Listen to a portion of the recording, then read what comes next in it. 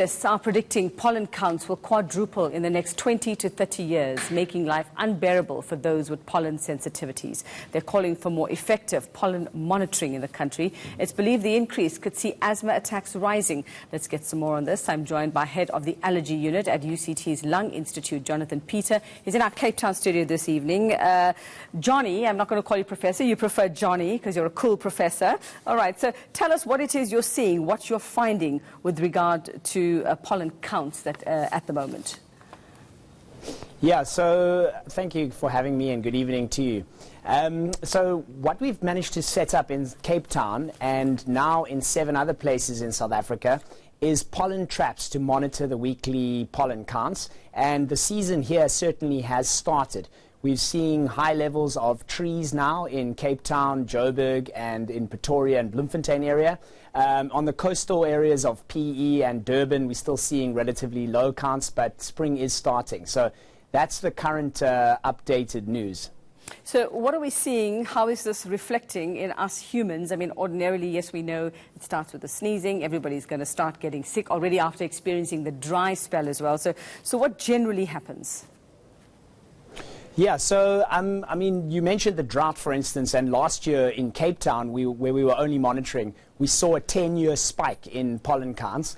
And actually, globally, what we're seeing is, from data from Europe and America, you mentioned that at the start, they are predicting with regular pollen monitoring, they can now forecast this. They're predicting that by 2050, pollen counts will be quadrupled. And this will have significant effects. So the main problems related to pollen allergy are allergic rhinitis or hay fever. And based on data we have from South Africa, we estimate that about 20 to 30% of South Africans suffer with allergic rhinitis. So that's like 17 million South Africans suffering. And now a proportion of those will also suffer with asthma.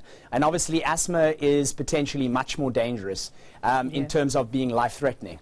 And for instance, in the southern hemisphere, this was brought, the connection with pollen was really brought starkly to bear in 2016 in Australia, where they had an interesting intersection between high pollen counts during the season and an unusual weather pattern with a thunderstorm.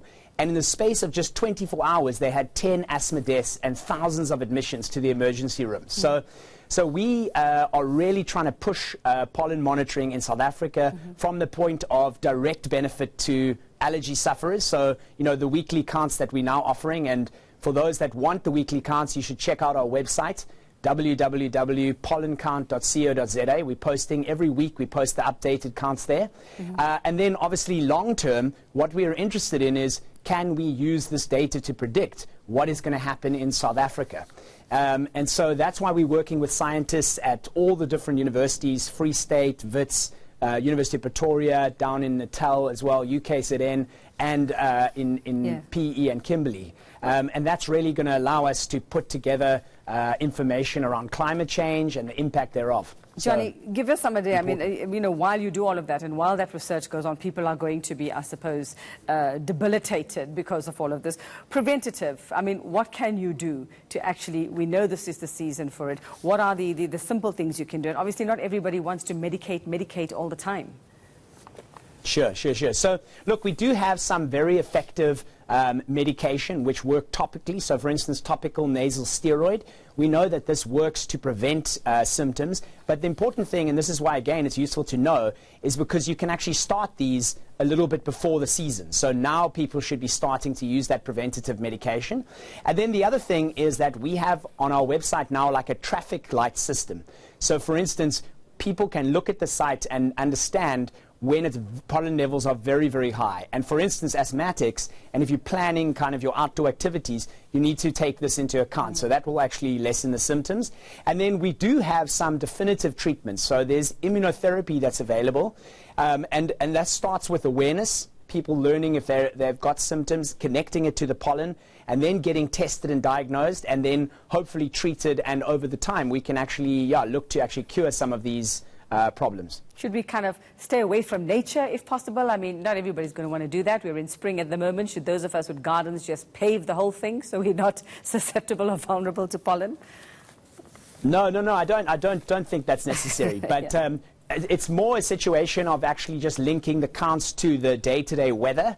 So, for instance, on a hot day that's windy, you know that by midday to the afternoon, the counts, if they are reflected as being high, will potentially be problematic. And then the other thing, just to note, actually, and this is relevant to South Africa, is that not all plants are pollen allergic or will cause pollen allergy. So, for instance, the plants that are wind pollinators are the predominant problem. So, for instance, if you look in the Cape, we've got fynbos here. Fynbos is insect pollinated, and very, very few people are, in fact, allergic to fynbos. So what we actually see, if you look at what are the main allergic plants, you see that the alien trees, so a lot of the indigenous plants are actually not so problematic. So I would say plant indigenous gardens and then watch the pollen counts and take your preventative medicine.